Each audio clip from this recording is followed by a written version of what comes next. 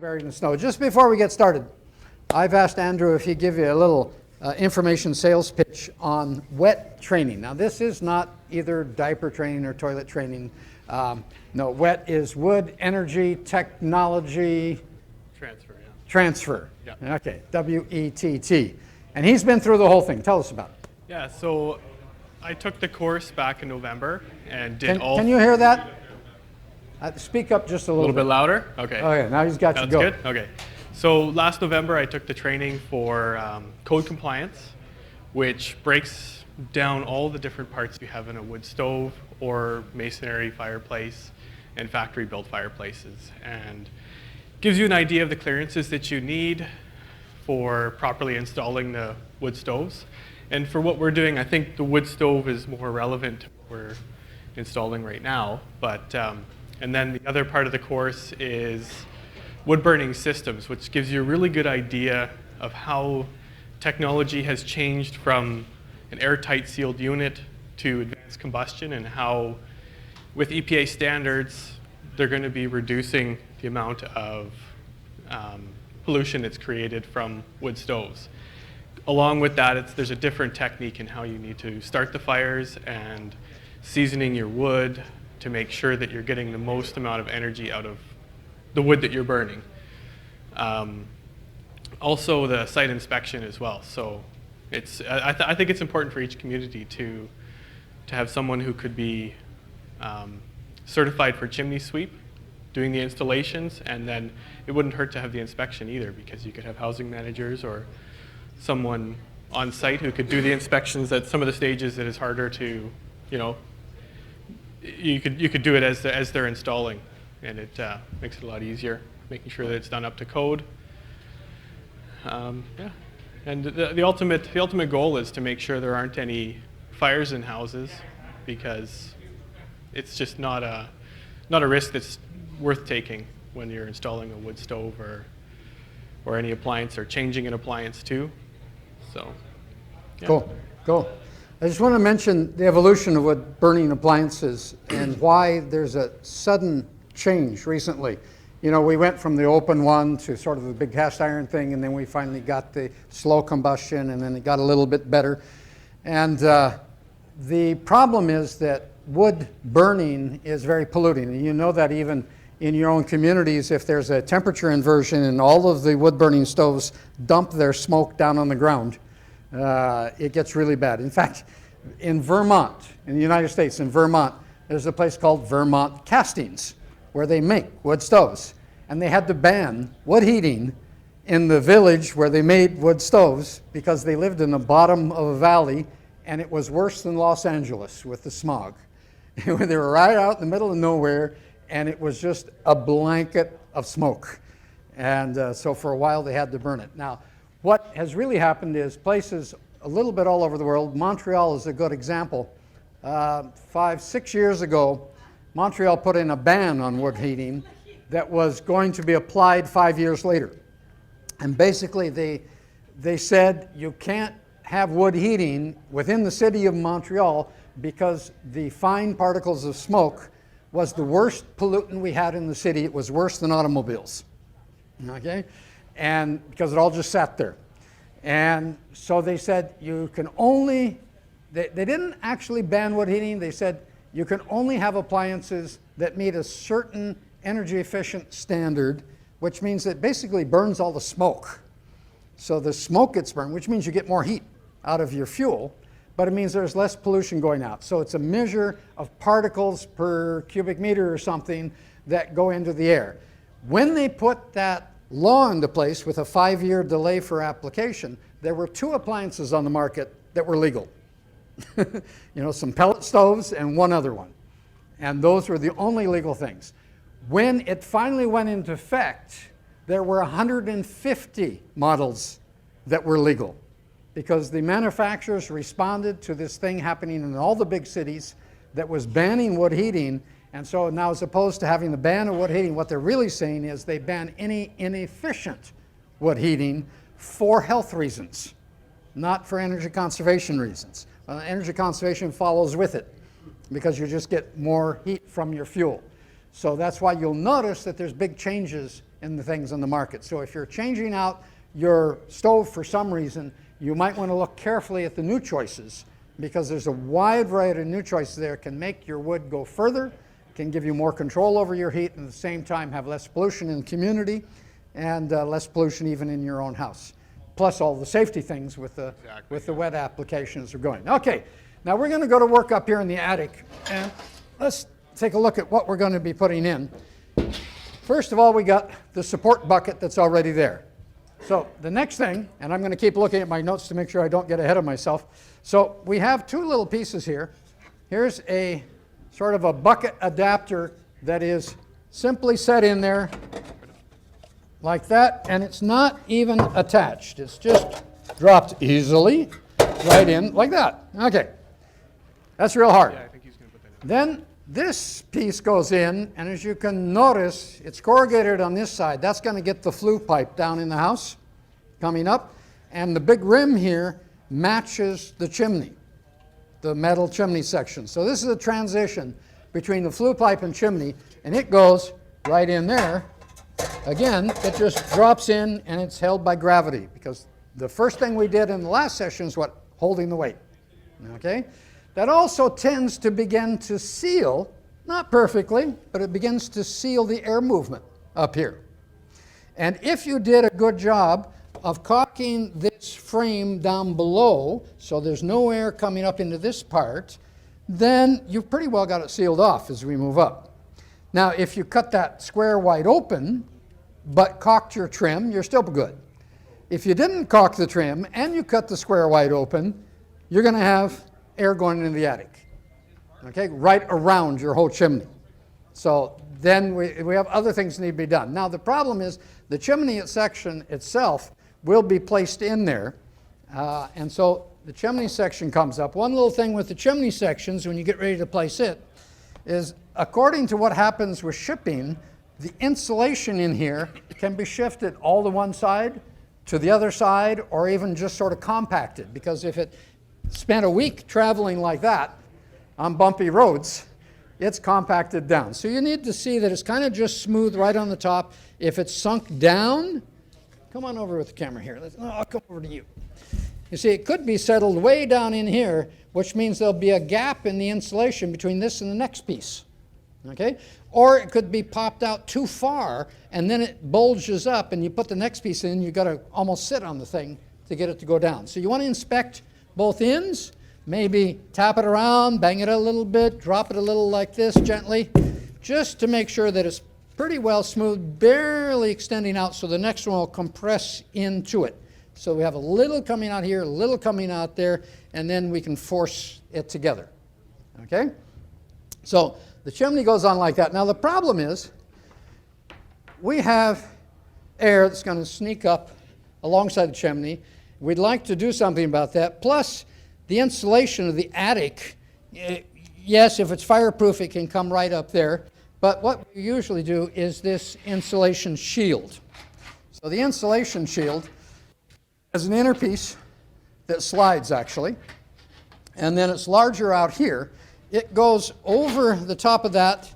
And as you can see, it goes over fairly loosely, goes down in and down. And then all depending on how deep your attic joists are. You may need that, or that, or that, or that, okay, so that it takes up the joist space with that adjustment. But it does that automatically. You don't have to screw it down or anything else. So that goes in. The problem is we still have gaping hole. Any air that's getting in under this slides up here. So what do?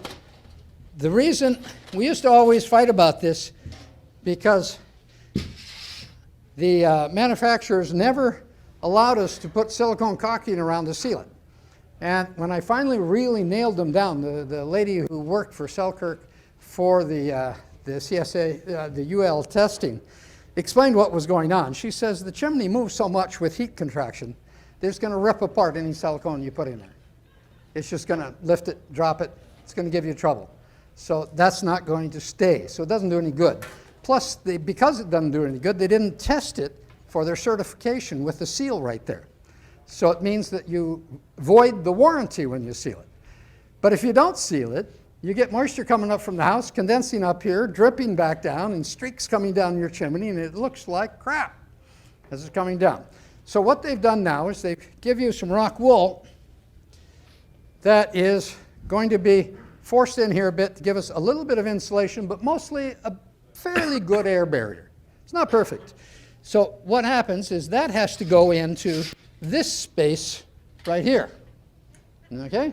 Now, how do you get that into this space and this on there? Generally, if there's enough room in the attic, we'll actually install a short piece of chimney first. Now, you never have a joint between two pieces at the roof level. It's either down here or beyond, but not right at the roof level. So that's why we often work with a short piece right off the ceiling, just so then we can work above it. And then we can bring the other chimney down from the outside later on. That's what we'll be doing here. But that's part of your material list you're calculating. If you've got 5 feet space in here to work with, you would do it differently. So you would do that accordingly. Now, if we got the room in the attic, and as you can see, the room it's going to take to come over and put this down over the top is considerable. So we ain't going to manage to do that. So what we want to do is we're going to pre-do this here so that we can actually get it to work. Now, Andrew, come give me a hand. We're going to show you how we're going to preset this up, because you can preset this up, and then what we're going to take is this whole unit already installed as one thing and put it in place. Okay? It's easier to put just the stovepipe there and come over the top, but here, no way we could do that because there's no room. Okay? So what did we figure out yesterday? We figured out that if we had to get this piece in, and we put that in right first like that. Now, can you follow that a bit on the inside? So there's a fair amount of that and a bit extra. We get it in under the hood. We may be compressing it down even more as we drop this into place. Now, I'm going down slowly, and Andrew is tucking it in around the pipe so that you see how that's finally getting down, and then we can drop it down. Now that stops an awful lot of air. It's not a perfect air seal, but it's the best the industry has at this point. Okay? That's awkward to work with. And then we're going to take this thing and put it up here. Now, just before we do that, if we bring the camera around the other side over here and come in here. No, right there. Oh, yeah, right back here. This is good. Come in here. And what we want to see, think all the time about air coming from the house, getting into the attic, causing ice problems in the attic, or dripping problems back down the chimney. If you made this a tight fit around there, and on the inside here, we still have some drywall, that gives us a little bit of insulation value, and if you've sealed the black trim, no air's coming up around this bucket. So I don't need to do anything to try to seal that. If we didn't caulk this here, and there's going to be air sneaking in alongside here, because I can even get my fingernail right through there. So there's air going to be coming in through here, coming up in here, whether you cut it round or square. Then we got to stop it up here. So we're going to put that shield on, and then we're going to caulk all around here, which is a little bit sloppy to do while you're struggling with this shield. But then when we bring the shield down, we are actually going to be caulking to there. What is caulking? Right this piece here, all the way around, will be caulked down. Now, you can actually get this almost into place with this floating a couple inches high and run your caulking bead at that time. And then set it down. Now, of course, it's not perfect. You've got to come back and work on these tabs because they fit in. You'll see how they fit in. So you got to work at sealing that. But if you can seal this airtight and then even come back and seal this joint airtight here with caulking, notice we're far away and insulated from the chimney. So high temperature silicone works fine. Okay? Then, so if this metal piece here can be sealed down, it doesn't matter if this one wasn't sealed. If the first one is sealed, doesn't matter if you do that. But if you don't do either one, you're going to have condensation in the attic. You got to do one or the other, or if you really want to, you do them both. Okay, and get that sealed down. So what we're going to do, we're going to actually try to get you to do some sealing here, and we'll suggest that you do it. Well, we'll see. Andrew, let's see if we can muscle this thing in. And how fun it's going to be to set into place. You want to go from here or from the side? Yeah. So now we're going to come up, get our fingers out of there, go down, and then bring this down enough so we don't lose the chimney. Now the chimney has to actually settle into its place. What I might suggest you do before you do that is try the chimney all by itself and see how it fits. You'll see where it goes. And usually you move this around, you see that's sort of dropping in. Can we check from the underside and see if it's really in there? I imagine with your hand you can see if that's settled or not. Yep, it's connected in there good. It is connected? Okay, so you want to check that. If that's not connected, we're in trouble. Okay, so you might want to, if you've never done this before, first of all, do a trial fit just with the chimney, see how that fits, and then you come in. Then this thing can be moved around, you'll see afterwards, dropped into place, and then these tabs right here, if you look at the camera, these tabs here fit into the blocking like that. It's kind of a tight fit, and you've got to move that down.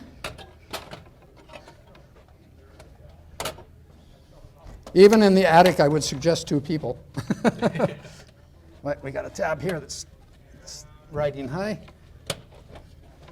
There we go. Now, you can see how that fits down. Had we put some caulking on there first, well, here, if you bring the camera on the backside, you'll see a wonderful little thing. See this ripple in the metal right here? Let me see on the, yeah, okay. So you could drop a screw in there, screw it down to the wood. You could butter it with caulking. It's not structural, but you don't want to leave that floating up if this is supposed to be my seal. You see, if I put it down, it's going to move on the other side, and you've got to play with both of them. If that is my seal, it's important. If that is not my seal is down here, then it's not important. Okay, so you can choose where you want to fight. I prefer to fight down here. It's a lot easier to get that perfect. And then we come up here. So that goes down into place, and now what this shield does is it allows us to bring our insulation right up here, and we're not right up against the chimney. And they're changing this and starting to make them available higher because the ceilings are having more and more insulation. And so that's another option to look at, is to figure out how deep is your insulation, how much do we need the insulation shield. And the insulation shield, we used to not worry about it because we said if we had fireproof insulation coming up, it's not a problem.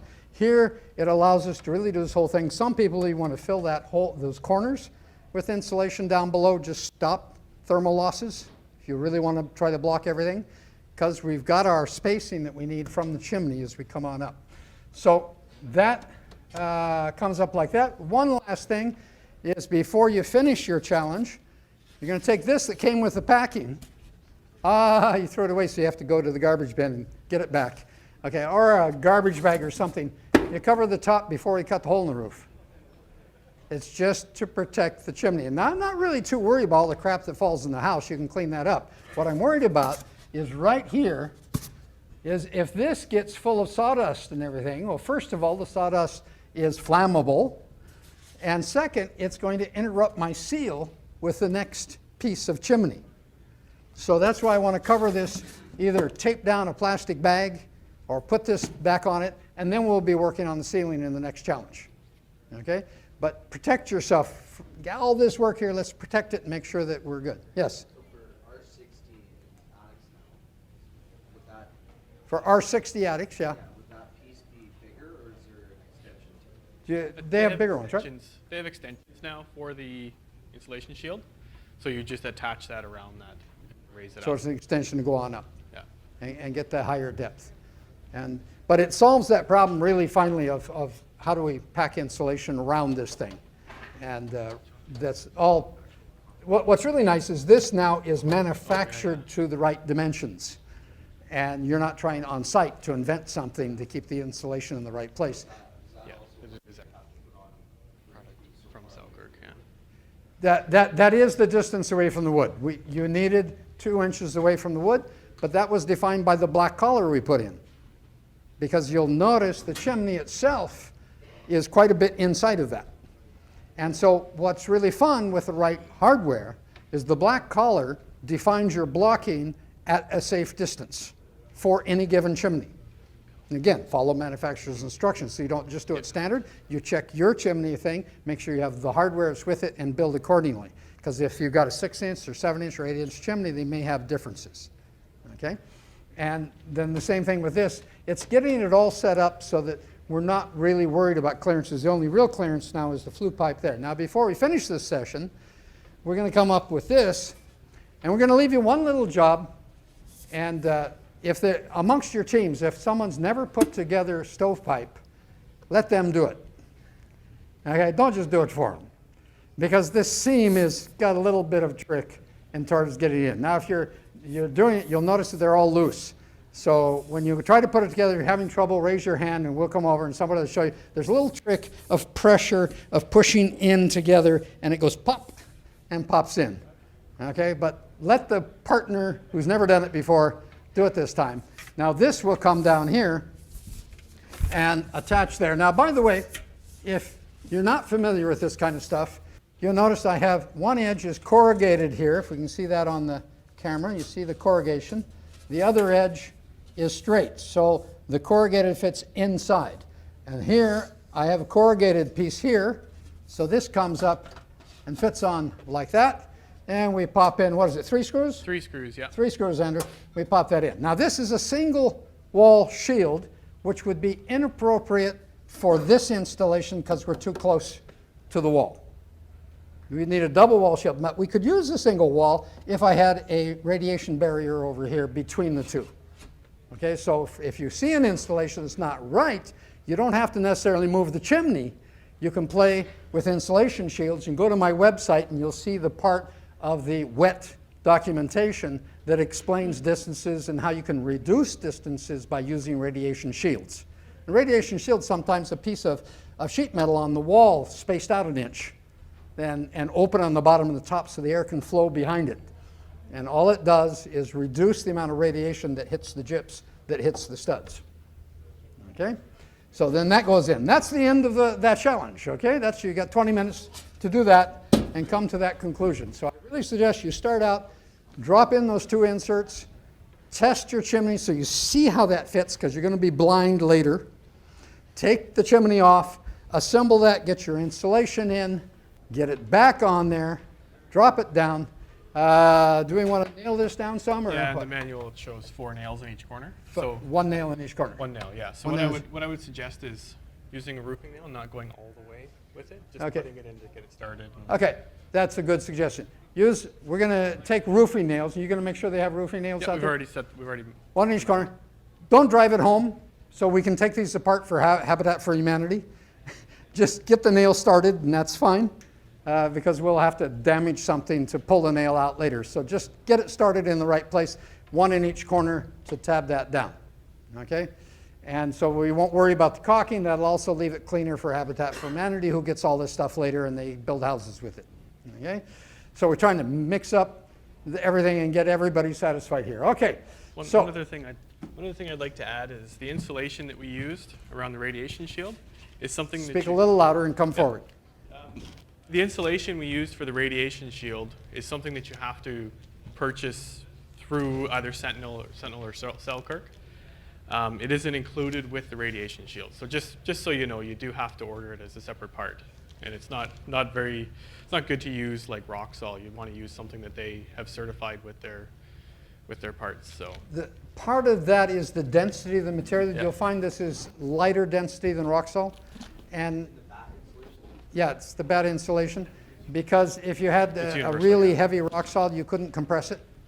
And you wouldn't be able to fit it in and get that to all fit. Because here's a lot of adjustability where we're squeezing that stuff. And basically, its real objective is to block the air flow. Okay? Now, it's not going to block it 100%. You and I know that.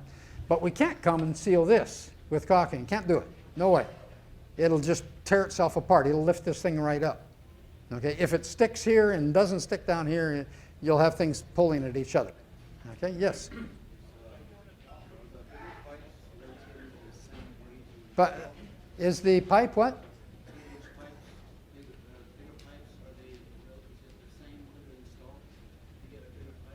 The pipe here?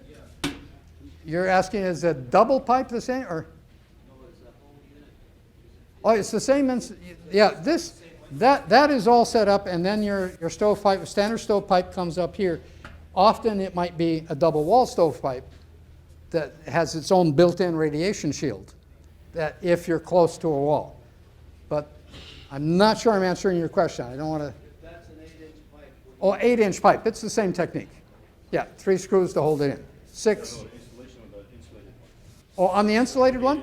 Yeah, it's just that you have to buy, this thing matches the chimney, because this is the exact diameter of your chimney, so if I have veneered chimney, this one's not going to work.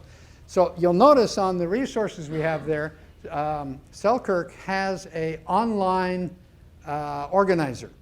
So you go online, you answer a few questions. What's the diameter of the exit of my stove? You know, what size am I? Usually that's the same size you're going to use for your chimney. And if you match those two, usually you're in good shape. And so then as you choose those items, then it gives you a material list. And the material list will then, and if you say, I want a radiation shield, it'll tell you all the stuff about the radiation shield. The only thing you might need to change is if you need a deeper one or an extension on the radiation shield. Okay? And there's always a 1-800 number there, and they actually do answer. In fact, there's a wonderful lady that works in tech services at Selkirk called Jessie. So if you ever happen to have to talk to her, tell her I sent you. And, she's brilliant in all this stuff. She's retired, and they wouldn't let her go away because she knew too much. She installed for 15 years, and she's really good.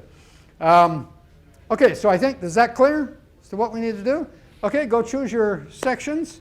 And take a look. We'll take just a minute to look at, you have all the pieces and tools that you need. Don't pull a chimney out of the box yet. We want to look at that as part of the challenge to check that out and make sure we shake down the insulation properly, because the rest of it's fairly straightforward and easy. You're going to have plenty of time to do this right.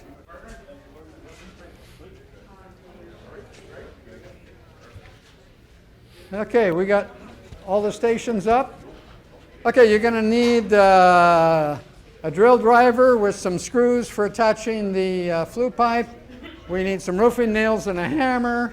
If you want to, no, we're not going to caulk it, so we're not going to be putting that in. That's all we need, huh? Yeah, I think that's. So since it's a simple one, we really want it right. The judges get worse on the simple ones. When it's complicated, they get easy, but the judges are going to get worse because it's a simple installation. So you got to do it right. And the insulation's got to be nicely packed in there. Things set down as best you can. As you can see, mine's sticking up a little bit, so it could stand to be forced down a little. Okay. Now the only thing you can really hurt yourself on here is you're dealing with some sheet metal, you might want to wear the gloves, and don't drop a chimney on your shoes, on your tennis shoes. Want to put the nails right now. Oh, yeah. Another little trick too that I've done is take the roofing nail. Yeah. Okay, Don't put it through everybody's here, there, you you're put the finding nail your beside it, pieces, and then it'll Oh, drive yeah. it down and pull it down, So make pull it it tight. down. open Yeah, your that's a good idea. boxes. Make a tight seal. Oh, awesome. Actually, that's a really good idea. We're going to have 20 minutes for this. That should be plenty of time, so take your time and do it right. Yeah, we do have a couple of first aid kits.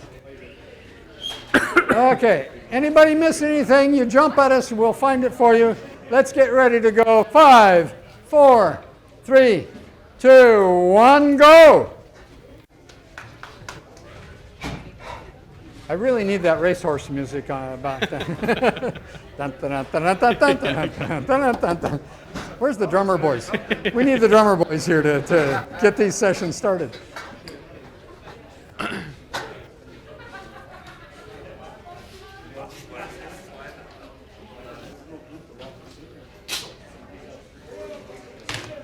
Now, pull out your chimney and see if the insulation is looking the same on both ends, that it's not sticking out or too deep.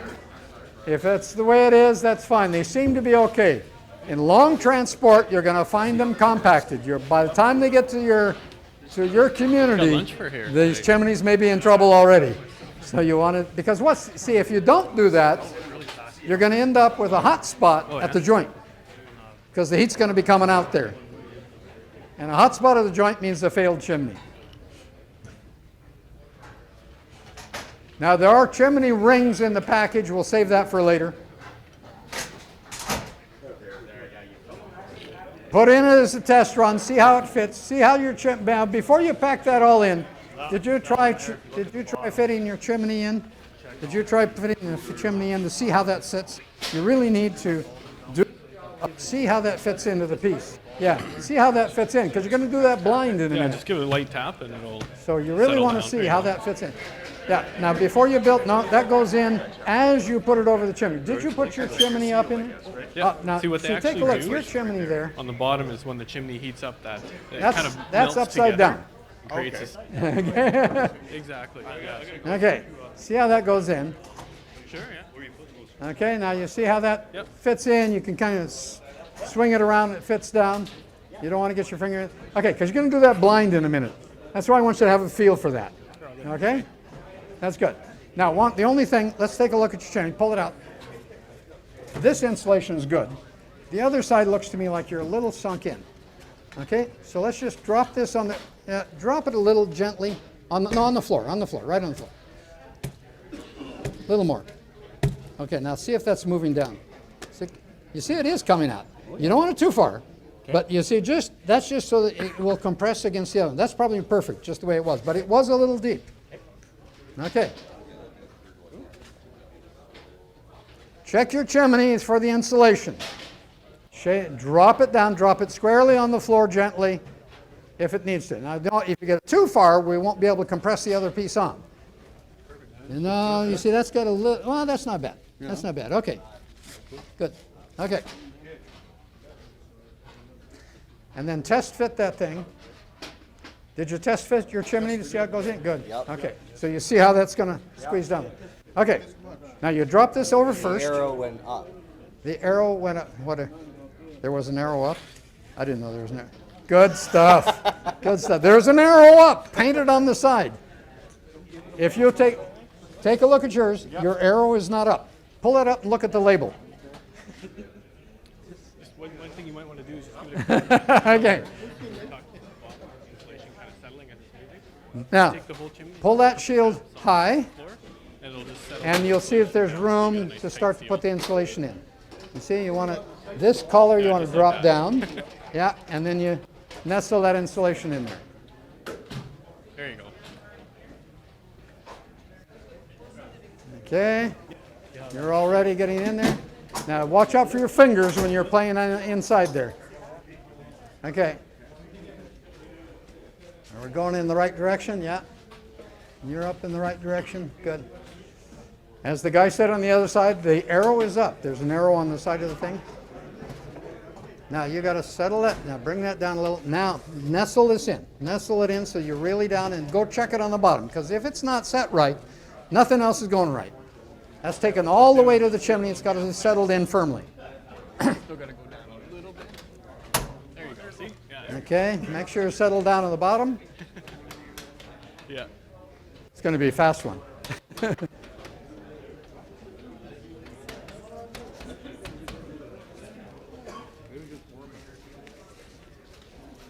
Okay, it's looking good. Got lots of time. Don't get in a rush.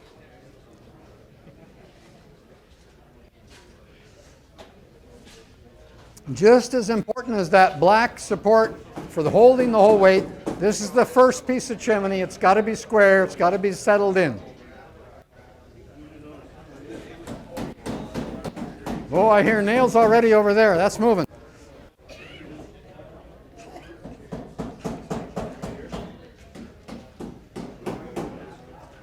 Gee, this is so easy, I think we'll have you paint the drywall before we finish.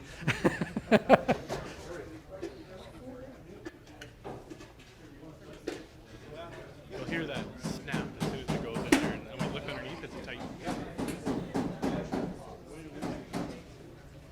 Watch your fingers.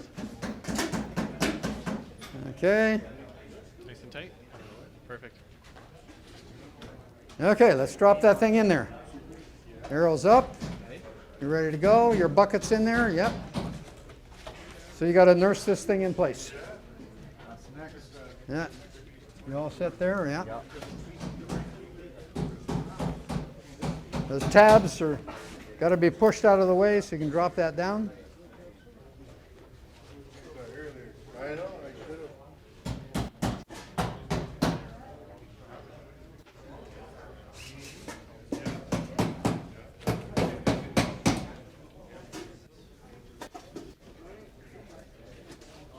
Looks like you've done this before.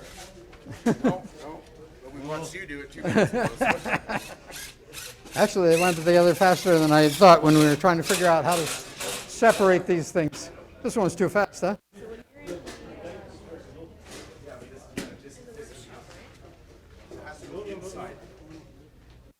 No, that's correct.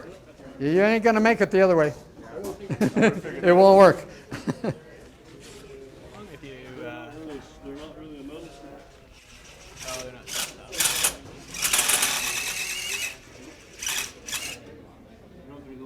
Yeah, maybe just take Sharpie, put the marks on. Yeah. We don't want to. No. We're just gonna get put the Sharpie mark. But what? The screws aren't metal sound. They're not self-tapping screws. We don't have self-tapping screws. There's none of We're them. just gonna put a mark with a Sharpie. Mark Sharpie. Okay, we just discovered we don't have self-tapping screws for you, so you're not going to get the screws in on the shield. just gonna put a So mark just with take your Sharpie, and again, it's like the acoustical sealant. Take your magic marker and mark the 3 screws for as if we put in screws for attaching it. At the last minute, we discovered there are no self-tapping screws. Now, if this is after you've received your last supply for the year up north, masking tape is not going, duct tape is not going to hold this for the winter. Someone asked me a question. Maybe you could. Sure. It's a good question. Just maybe you could What just is- let me know. So they just asked. So obviously, some of them, they we asked just what asked the them to put a mark lifespan with a of permanent marker chimney to show is. that there's a screw there. But because obviously, the there's screws are different kinda hard to variables, right? Are you burning green wood? Are you cleaning on a regular basis, right? Well, what's the warranty? That's the first good And what question. warranty is, right? So Well, and the other thing is how many chimney fires. The chimneys have their own rating, so that if you have, we don't tell them this, but when you take the winter, they usually say the chimney is designed to withstand 3 chimney fires. Okay. But you're not supposed to do that because it damages the interior lining. So usually if you have a chimney fire or you expect you have a tube, it's probably time to change your chimney. Okay. and the thing is, I know that there isn't a lot of maintenance done. Yeah. A lot of the time, so that obviously affects it. So. So the simple answer is based on manufacturer warranty. Each, because there's so many different chimneys now. Yeah. Each one has their own warranty period. And that's what you count on. And if you have a chimney fire, you should have it inspected or changed. Yeah, good point. Raising some questions, we have time since this is going so fast, is how long does a chimney last? You just, basically you look at the manufacturer warranties because we have a lot of different chimneys and they'll have different warranties, and that should be the expected lifespan. Now, if you've had a chimney fire or suspect you've had a chimney fire, you need to have it inspected or just anticipate you need to change it. And usually you can get away with a chimney fire too, a small one. The problem is it's the inner lining that gets damaged and you can't see that. And so you need it inspected by somebody to make sure that it's right. They may even have to take it apart so that they can look at each section and check that out. And by the way, usually when you have to change the chimney out, what's nice is that the structural supports and everything are still fine. What you're doing is changing the chimney sections, and that's a pop-in replacement. So yeah, it's expensive, but it allows you at least to change that and keep it safe. The really good thing is to make sure you burn wood according to the manufacturer's instructions of your stove. When you burn wood too slow all the time with bad wood, you'll get more creosote. You know, if you got really wet wood or just, all kinds of things. So the more creosote you have built up, the more frequently you're going to have to clean this chimney to keep it going. And when this is your primary heat source, this is a valuable part of the house. You want to keep it in good shape. Yeah. Have we got everybody finished up? No, not quite. Well, at least it took you at least 10 minutes. You have anything else about how long they last? How long single wall lasts about a year, where if you use a double wall, it would last indefinitely. You're talking about flues, or you're Yeah, talking, flues. But the chimney itself? The chimney itself. Is by manufacturer warranty? Yeah. No, I mean regular inspection. Yeah. Yeah. Cleaning. And the other interesting point is the flue pipe going up to the chimney may last much less than the chimney itself. Depending on the type of chimney. And depending on the type of the chimney, type of stove, use of the stove, but that you can inspect much more easily. If you start seeing problems with the flue pipe, you want to change that out. That's cheap. Yeah, and fire code actually states that you need to inspect your chimney once a year, minimum. The fire code Yeah. says, why don't you turn his mic on there so he can talk? Speak up. So, can you hear me now? Yeah, we can hear you. Okay. So, with chimneys, following fire code, Step up on the stage. you need to inspect at least once a year, depending on how much you're using the wood stove. That'll depend on how often you should be inspecting. If you're burning continually, it's your primary heat source, then you're going to want to do more frequent inspections, making sure that the creosote isn't building up and you're cleaning and there aren't any issues with leaks or anything like that. So just something Good. to keep in mind. Other questions? You had some questions. This is the time to ask them while the judges are walking around. Yes? I'm not hearing you. Hold on just a minute. And we're going to actually get you on mic and do this like we were technologically in stock here.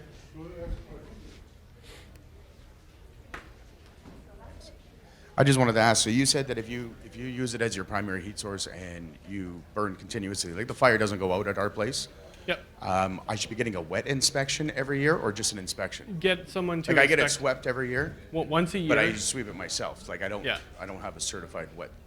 Yeah, it's better to have someone inspect it because there's things that they're going to be able to look for that if you're not certified, you're not going to be able to pick up on, right? Fair enough. Yeah. Okay, so that's annual. So cleaning it yourself is a good idea. It is, You yeah. can do that a couple times a year if you're using it a lot. And then have it inspected by somebody.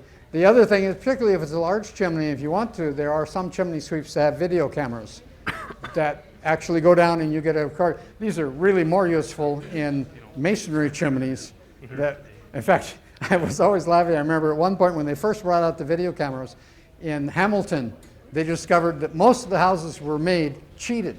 They had 3 feet of liner in the top to look good to the inspector, and there was nothing else. It was just brick down below.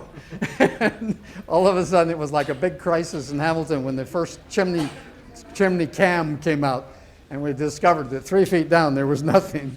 And so, any other questions? Right up here. Just a minute, we got a mic coming, so then we can all hear your question. It's frustrating to hear only the answer. What do you prefer, 6-inch or 7-inch diameter chimney? Which is better? What do you think? Which is better between 6-inch and 7-inch diameter 6 and chimney. 7? Well, What the ideal is, and correct me if I'm wrong, is to match your appliance. yeah. The output of your appliance is ideally the size of your chimney. And it's not good to have too big a chimney if you have a smaller appliance because the airflow gets lost. Yeah, they're changing. Yeah, They what- came down 8 to 6. Yeah, the problem is when you get bigger, the air doesn't necessarily go to the top well because it has more room all of a sudden to expand. And if it gets smaller, it's constrained, and that will backdraft down below. Yeah, the one thing with expanding the chimney size is you're reducing your flue gases and you get less draw through your chimney. Especially if you have a chimney that goes through the wall and then up, you're going to lose a lot more heat through just it not being in a heated space.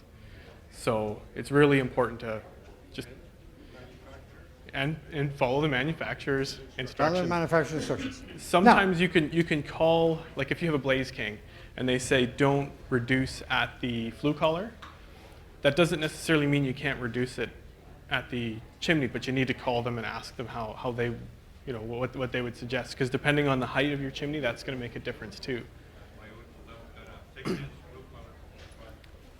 What does it have? Yeah. Yeah, so it would be probably advisable to even give the manufacturer of the wood stove a call and find out what they would suggest. They need all the information though. They need to know where your wood stove is, how tall your chimney is. Now, what do you think about draft assist hoods? I haven't really run into them too much, but Okay. I could. Well, there's one that I like. I call it the Genghis Khan hat, but it looks like a rooster tail, you know, for the wind vane that you put on the roof. So it's a 90-degree elbow on top of the chimney with a fin. And the fin is designed to always turn it so it's not looking at the wind. It's pointing downwind all the time. And so it creates a draw even in a bad windy area and actually helps the draft coming up. Now sometimes it can draw too much. Yeah. Okay? And the other thing is I guarantee you in 3.5 years it squeaks because it swings on bearings and drive you crazy. So it's great while it works until you want to shoot it with a shotgun and tell it to shut up. But it is the solution sometimes to a situation where I just can't get the right draft, usually caused by landscaping or trees around you where the wind comes up and comes down on your house, because that's tough on a chimney to try to get it to work. Yeah, that's exactly. Yeah. The other issue is depending on where your wood stove is, you're going to have a negative and positive pressure inside your house. So it's naturally going to want to pull air through down into, like if you have it in the basement, depending on where your negative or your pressure plane is in the house, it's going to actually pull air down through your chimney, and that can cause other problems with lighting the fire. Well, you probably know that already. You open a window long enough just to start the fire and get the draft, so the draft has a chance to win the pressure pull and everything else. What we really have trouble with is wood heating appliances and modern kitchen range hoods that are really made for industrial kitchens, and somebody puts it in because they think this is classy, or they got it from a restaurant and they put it in. And we've actually had cases where people had fireplaces and it has picked up coals and threw them 5 feet out into the living room because the wind coming down the chimney was that strong, caused by this massive range hood. You know, the guy had an indoor barbecue, and he was real proud of his indoor barbecue, except that he was sucking the guts out of the whole house. Yeah. Yes, sir. I have a question. There's the mic right there. How you doing? I'm Jack from Jack? CNN. What's up? I'm kidding. I'm from Waukesha. I have a question. You know, where the community I work in, and it's Waukesha, and we have a lot of power outages there. So about 90% of the people burn wood, and often we have to do a lot of chimney sweeping and things like that. But we want to get some community members certified as wet inspectors. What's the process for us? The only thing I know, and he'll know more, but what I know is I spoke with the director of the WET program in Ontario, and he indicated that they were doing more and more First Nations work up here in the north. And you're part of that. Yeah, exactly. The instructor that I had out of Winnipeg was actually going to the communities and doing the courses on site and dealing with the actual, parts that you're going to be using in a typical house. So it becomes more hands-on. It's easier to learn that way, especially when he's worked with the material for, I think, like 35 years. So. Can you give me the last slide in the presentation of the resources? And here you see we have WETT, Wood Energy Technology Transfer Inc. If you click on that hot link, this is on a PDF you can download after the conference. And click on that, it'll take you right to their website, and you'll be able to contact them, ask them what they're having in training close to your area, and you can organize with them. They may even, if you have enough people, they may even organize a session right in your community. Yeah, we got actually 2 or 3 communities that want to come in with us and do the training. They would be delighted to have your phone call. It's just that we have a lot of non-native contractors that come in and do the work. Yeah. I say to myself, why can't we do it? That's right. You got it. You can do it yourself, and the training's available, and it's no longer, you don't have to travel to Toronto to get it. And because up here is where the wood is, where we have wood heating. And so this is a great advantage. get a hold of them and they'd be delighted to work with you and get that set up, whether they bring somebody in from Winnipeg or whatever's the easiest. Yeah, But exactly. the resources are there. What does it cost for your training? I think it's So, just to your question there was a training program, exactly what happened in the northern community. They contacted WET and they sent a trainer to the community because they had enough participants. You just have to pay the course fee, and it's probably cheaper instead of sending 15 guys to Southern Ontario, bring the one trainer up to the community and deliver the course. And the fees are around, one course is 600, 750. I think for the first course, the code compliance I paid was $475, and then it's like $265 and then $175 because they're all different. The lengths of the course are different. So You got to take 3 courses, and then you get your level 1, and then there's also just a chimney or wood stove installer course too. Yeah. So there's different certifications that you can get. yeah. So Usually a week. yeah, I did it in 10 days. After you do all the tests and everything, it's 80 weeks and 30 inspections, and then you become fully certified. But you can still do the inspections, and the nice thing with the WET training is your instructor becomes your mentor, so you can ask him for advice, and he can, he can guide you into different scenarios that you might run into as you're going along. What are the qualifications for an individual to take the training? You have to have training. 2 legs and you're standing. Yeah. Yeah. There's no, like, you don't need a college or nothing like that. Just take the training. If you can use a power saw and burn wood, you qualify for the course. That's right. Yeah. There you go. Do we have a decision? Yes, we do. And we even have prizes. Okay. What do we have? We have a scope, wall scope prizes. Okay. What's it? Who won? Okay, it was very close once again. So we are going, okay, I'll get that. It works. I don't want to be the only one to talk. Okay. Okay, once again, it was super, super close. So we had to break it down to speed. Usually we don't. We try to get it down to accuracy and deficiencies. Everyone was pretty accurate, and there really were no deficiencies. So we are going to go to team number 3, it's just over there. So it would be Grant Adams and Cheyenne Blue. Grant, Cheyenne, come on up here.